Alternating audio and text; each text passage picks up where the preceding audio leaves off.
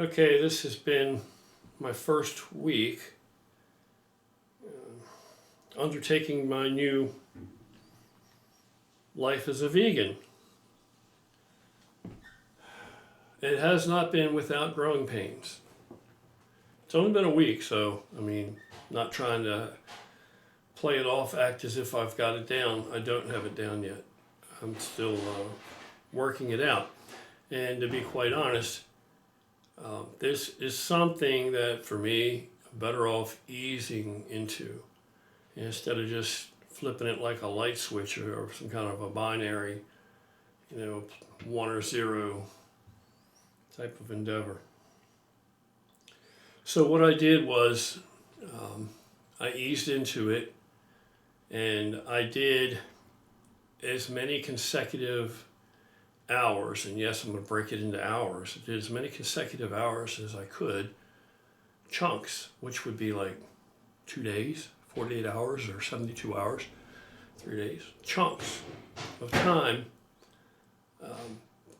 playing it straight, 100% plant-based, with allowing myself that if I really got to my wit's end and really felt I needed or wasn't getting something in my diet that I needed, that I had previously gotten, I would allow myself to go off that diet for a meal.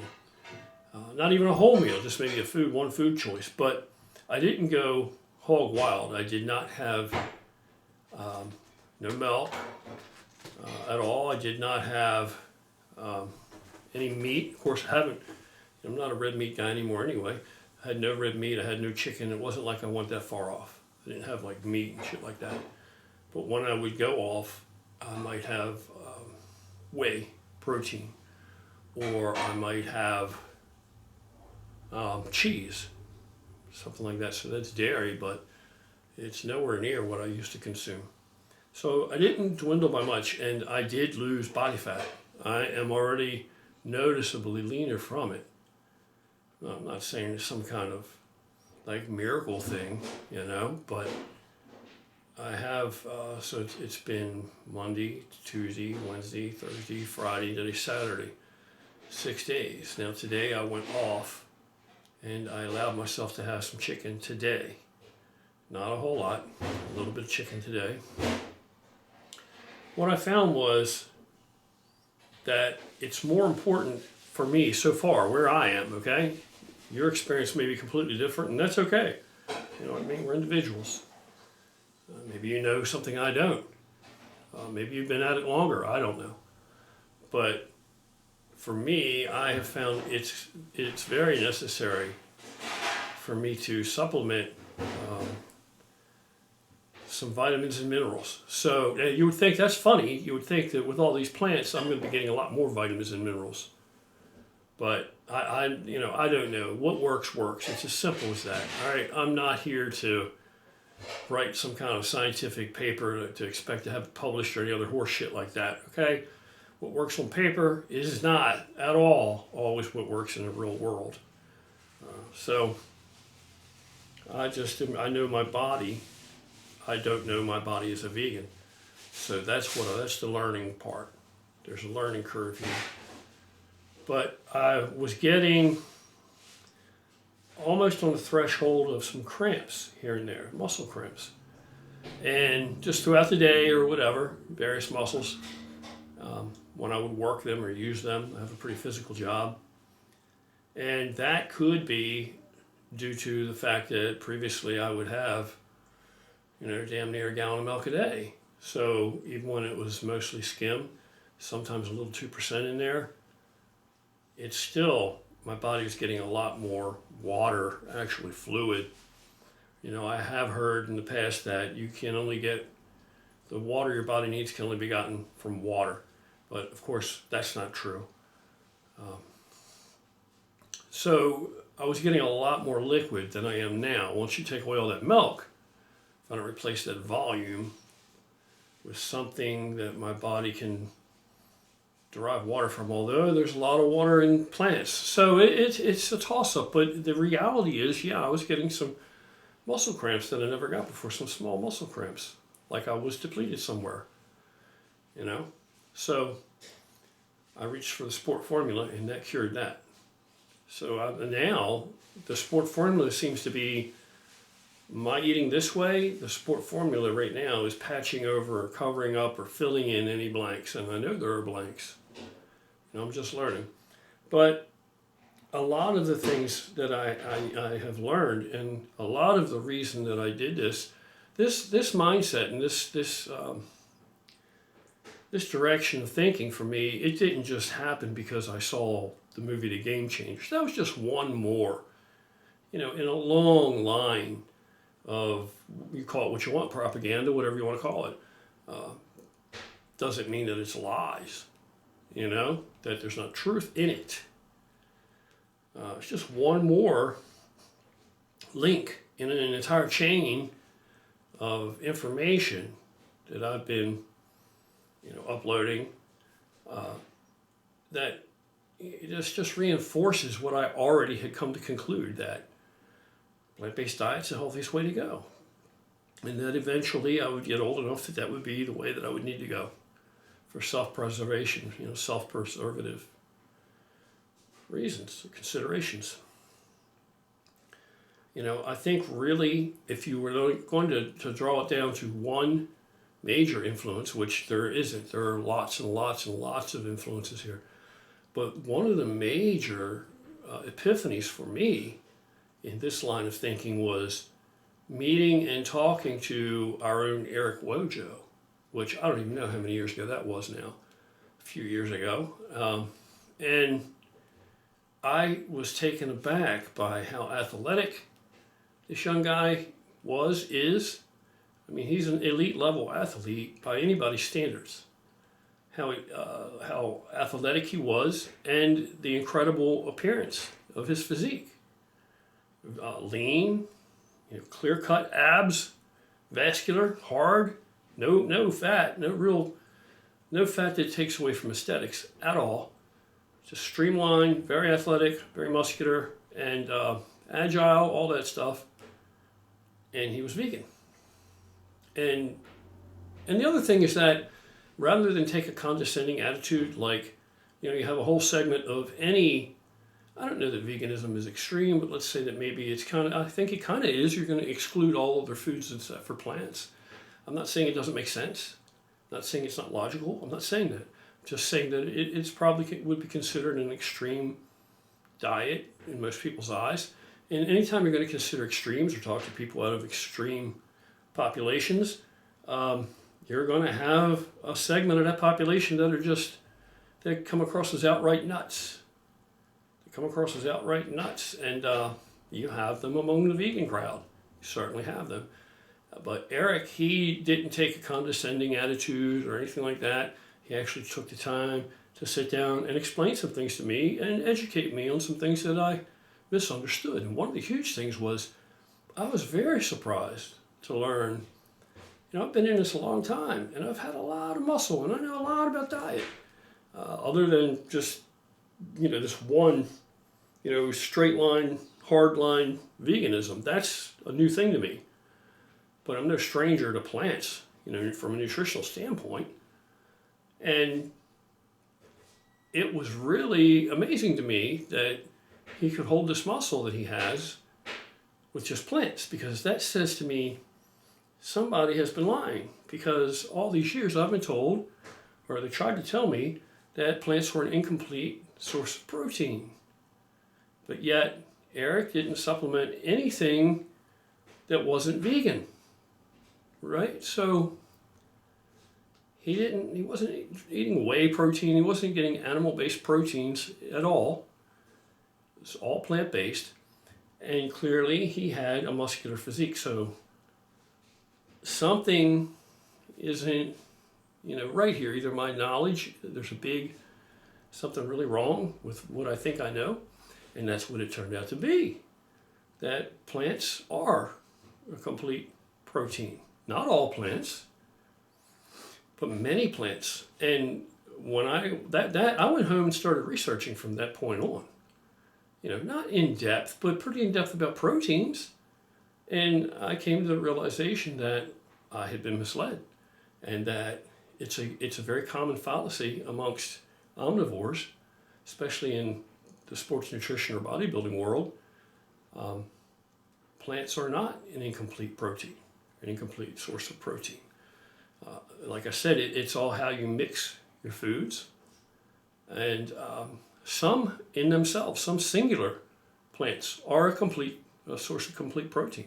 In certain plant foods, if you combine them in a meal, if you're not eating like one singular food and considering a meal, then as long as you put some thought into it, you're going to get complete proteins. Now, how far does that protein go?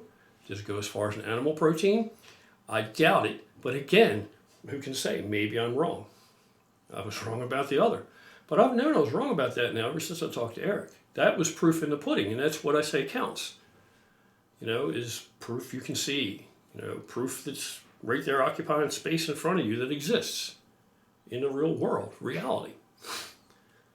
So, because I'm not very adept yet, because I don't know how far these proteins go, commensurate, gram for gram, and then in order for me to get the amount of proteins, if I were trying to still stay, up there to reasonable, what I would consider previously a reasonable amount of protein to maintain or even, blow my physique back up a little more, but, bring back a little more muscle, how much plant material would that amount to? Is that appropriate? Is that doable? Is that realistic? Right? So I don't know that yet, but I do know that I've done pretty well this week, and I'm still on course, and like I'm learning, like the pea-based protein, the pea milk, the chocolate pea-based protein milk. My stomach doesn't like that in large amounts. It makes me feel kind of bloated. But, and I know I'm going to hear shit about this one, but the soy milk, my stomach loves it, and it has, 9 grams of protein per 8 ounce per serving. So it's comparable to milk. So you just have to, realize how much of what you're taking in, balance it with other plant-based materials to be able to make up those proteins to complete any proteins that might be lacking throughout your day.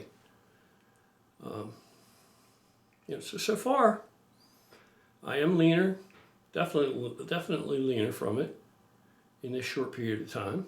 Now that could be, you could say, well, you can attribute that to the reality that I'm taking in far less calories in totality per day. Well, of course, I haven't really been in the gym. Just got back into the gym, so I have been out for a good while. So we'll see. It still remains to be seen. We'll see what's going to happen. One thing you can always count on, I guess, that's disappointing but not unexpected, is that anytime you try to deviate from the norm or the norm in a given crowd, people will decry it. People will naysay it. People will hate on you for it. And I don't see what it matters to another man what I eat.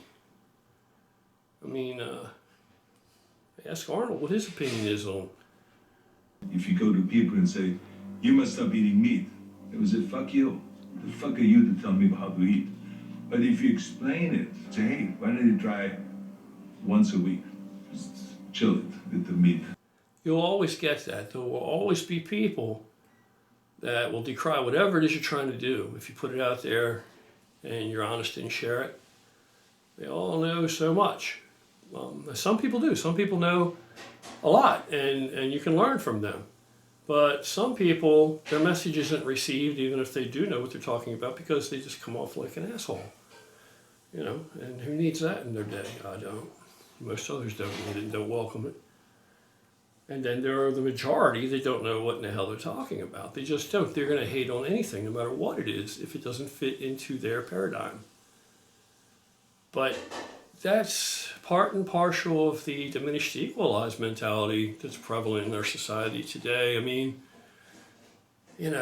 people who don't fail, people who, if you're talking about physical development stuff at 57, I'm winning. You know, there's no denying that. Put me in a lineup next to 57-year-old men. I'm winning. You know what I mean? This is what I set out to do. This is preserve my condition, preserve my physique, remain fully functional as I get into older age. And I'm winning in that regard thus far. So most of the people that are, you know, throwing shade at me or talking smack about what I'm trying to do or any other thing, you know, those that mean it in a mean-spirited way, they need to take a look in the mirror and see what they're looking like. And then ask themselves how old they are. And maybe you're still young, and maybe you're a young hater, but and you might say, well, I look better than you, Mr. Vest, and maybe indeed you do. But will you look better than this when you're my age? Will you still be fully functional? Will you be able to do the things that I still do day in and day out on the regular, on demand, at this age, when you're this age? You know.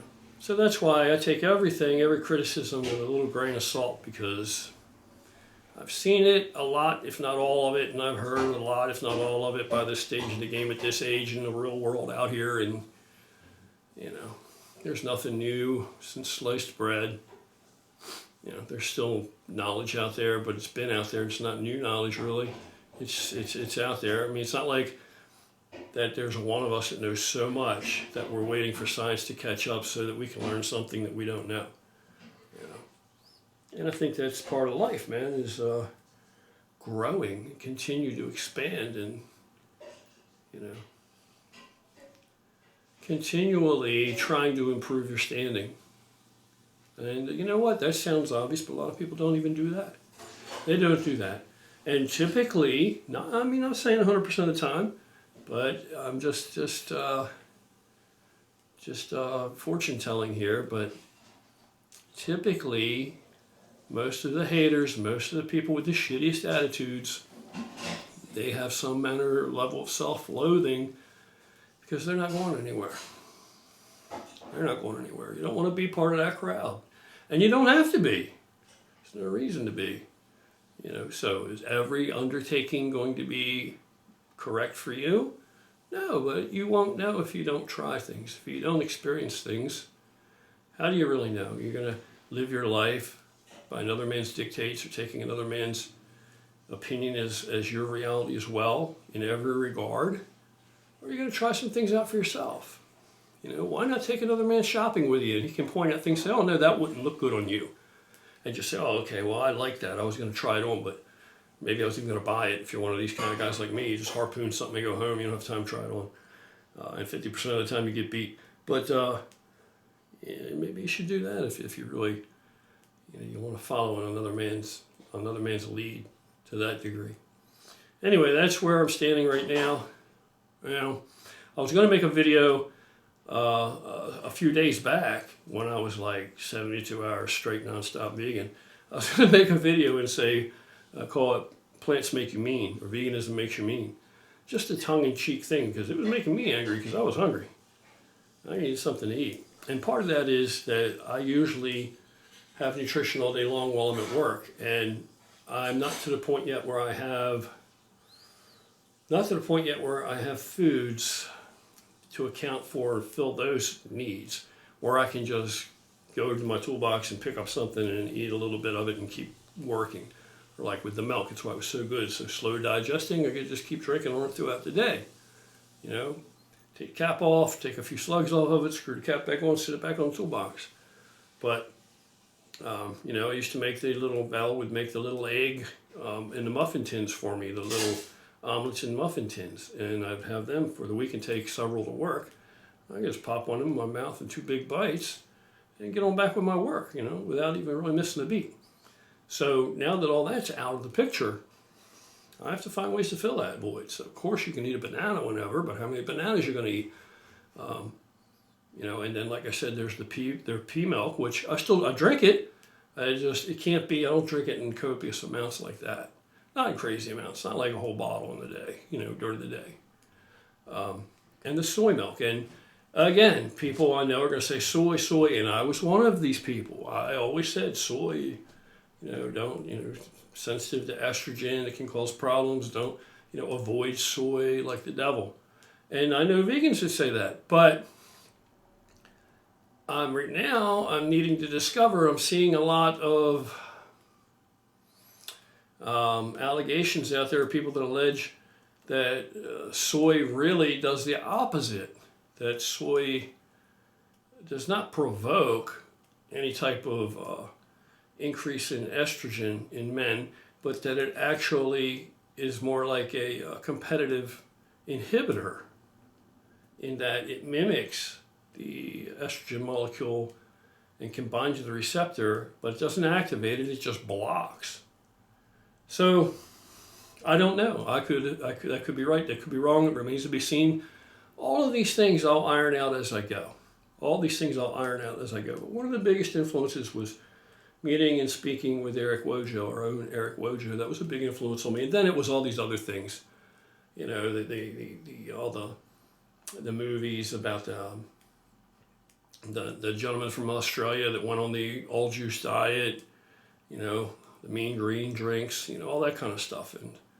And I started to learn things from that, and I did some stuff with that. When I was, you know, when I've been eating all these plants and still eating animal proteins as well, I did a lot of juicing, and it's for real. You can feel it. It's just like you feel nutrition, you know, flooding your body when you're drinking that stuff. Much more superior, in my opinion, to just eating a piece of fruit when you can, you know, get so much of it into your body when you're juicing it. And I'm still doing that. Still doing that. So I want to show you my typical pre-workout meal and my breakfast throughout the week. I'll put it in here. Oatmeal. Val makes it for me. It's delicious. It has blueberries in it, and it has banana, a whole banana in it, in each serving of it, and it's got maple syrup in it, and you can see you can see all the ingredients here for yourself if I've missed anything. Vanilla, and you can see what it looks like in the bowl when it's finished. I can tell you it's delicious.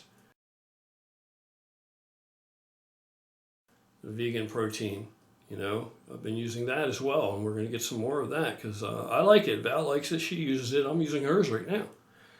Anyway, so let's get back from the gym. We'll see how it goes, where it ends up. I could end up finding out that no, it really isn't for me and switching right back. But I'll tell you right now, I'm satisfied enough with what I see on this short period already that I'm certainly inspired and convinced to continue and to tighten it down steady as she goes until, you know, I'm really 100% vegan, and give it enough time to iron it out enough to see what becomes of it, because I'm already motivated. I'm already motivated by what I'm seeing and what I'm feeling. So there's no reason to, you know, throw in the towel yet. But it may come to that. Sure, it could. It could. But nothing ventured, nothing. Small steps to the moon. And like I said, if it turns out to not be really for me, not practical in my life, I'm certainly not going to, you know, eliminate, cut through any of the plant-based intake in my diet. I'll keep all that for sure. I may have to add in some animal proteins. I don't know, but right now I don't have any intention of doing that. There's no reason for it right now. You know, and worst case scenario, what'll happen? Maybe I'll lose some muscle because, you know, as people believe, I won't be able to maintain this muscle mass, much less improve upon it on a plant-based diet. And if that's true, you know, whatever. It's no big loss to me. I've been doing this so long. I've been bigger and smaller and bigger and smaller, and, you know, and I'm still never going to be as big as I once was anyway anymore again, you know, like I was a decade or so ago. No way. So, you know, I can't. So it's no thing to me. I can always gain it back anyway. You know, anyway, I would lose now if that becomes the case. Anyway, let me out of here. It's getting too long. People aren't going to want to watch it and hear me ramble. Hope you guys are having a wonderful weekend. Take care. Keep an open mind always. Everything ain't for everybody, and that's okay. Catch you later.